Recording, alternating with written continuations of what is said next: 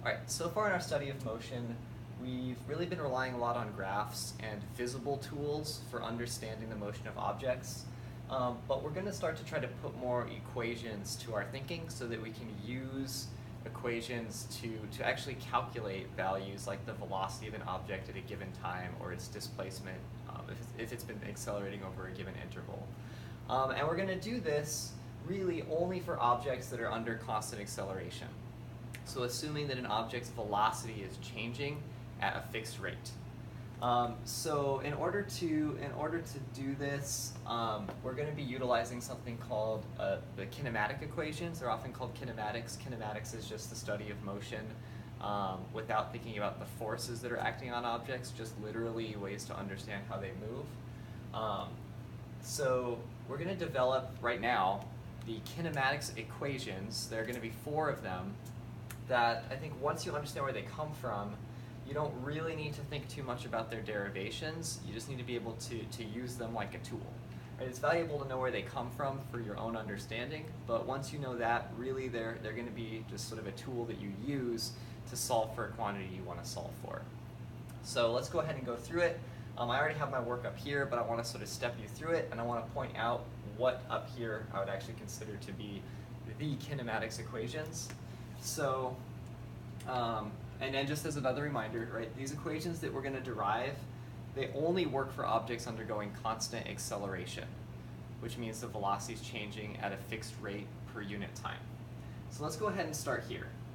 And so here we've got just the definition for acceleration. Right, acceleration is change in velocity over unit time. We can actually rearrange this, right? I just move time to one side and I solve for the final velocity, and I get an equation that looks something like this. Right, it's just the definition of acceleration, but rearranged. This we're going to actually think of as, I guess, the first kinematics equation. It's really easy to derive. It's just the definition of acceleration. Actually, I'm going to lock my door because people are starting to come down the hall. Okay, once you have this derived, then to come up with the next kinematic equation, we're actually going to have to use average velocity. So one equation we can use for average velocity that we haven't talked about, but it's pretty easy to wrap your head around, is this here. Right, this definition for average velocity. It's actually just that the average velocity of an object is the sum of its final and initial velocity divided by 2. Right, this is really the definition of an average that you're probably used to. We can see that this is accurate if you look over here at this graph. So imagine an object whose velocity time graph looks something like this, right? It's accelerating, it's speeding up. We can see that its displacement would be the area underneath that solid black line. Now here, if we draw in another line here, right, this horizontal line, and we put it at a value right in between that final velocity and that initial velocity, the area underneath that horizontal line graph will actually be the same as the area underneath the solid line. In other words, the displacement of this object that was accelerating will be the same as the displacement of this object over that traveled at a constant velocity underneath that dotted line. So it makes sense here that you could actually calculate the average velocity by basically taking a velocity right in between the final and the initial velocity for that object. So we actually have 2 definitions for average velocity now. This one, which is new, and this old one. Right? This is the one, the first one that we learned.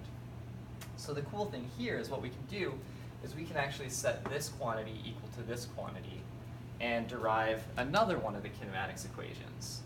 So here, I set these 2 equal to each other, and I just sort of rearranged a little bit. And here we have the second kinematics equation. Not too bad. Now to derive the rest of the kinematics equations, all we have to do is plug together equations that we already have. So to derive the next kinematics equation, all I'm going to do is I'm going to start with this, but I'm going to try to eliminate this final velocity. the velocity the object has at the end of the interval over which it's traveling. So here, for final velocity, all I've done is I've taken this equation up here and I've plugged it in to this initial velocity here. Right, so I'm plugging this in here, and that's what's happening in this step here. And if I simplify, I end up with this.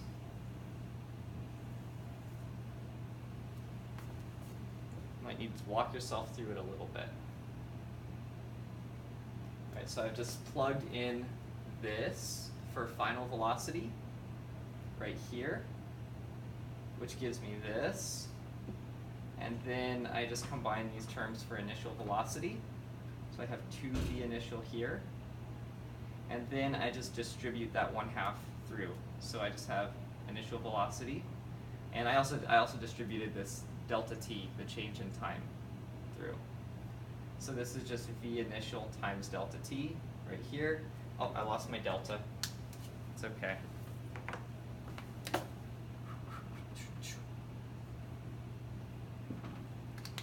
And then I've also distributed the 1/2 here and the delta t here. That's why there's a delta t squared and a 1/2 there. Okay, for the last kinematics equation, what I have done is I've actually combined these two together, but I've combined them in a way to eliminate time. So if you solve for time here, right, if you solve for time there, you end up with delta t equals v minus v initial over a. So now I can take this, plug it in for delta t, and I actually eliminate the time. So if I do that, if I take this and I plug it in here, I end up with this thing right here. And now I can sort of simplify and try to make it look nicer. So if I multiply 2 to both sides and a to both sides, I get 2a delta x on this side. And then I have this over here. I can FOIL it, and I end up with this. And then these terms cancel out because there's a negative here and a positive there. I end up with this, and rearrange a little bit just to sort of put it in the standard form. I end up with this equation here. Now, if you notice, each of these equations is missing a certain variable. Right? This equation here is missing delta x, the displacement. Right? So here, this equation has no delta x. This equation here has no a, no acceleration. This equation here has no final velocity. And this equation here has no time interval. So depending on the question you're trying to solve, you need to pick the kinematics equation which is most relevant. And I'm going to go ahead and post some other videos of people explaining that process. But the sort of main idea that you're going to use is going to be that you're going to pick the kinematics equation with the missing variable that you either just don't know and you're not trying to find. Right? So you're usually going to end up picking a kinematics equation that is filled with all the variables you do know and one variable that you don't know that you're going to need to solve for.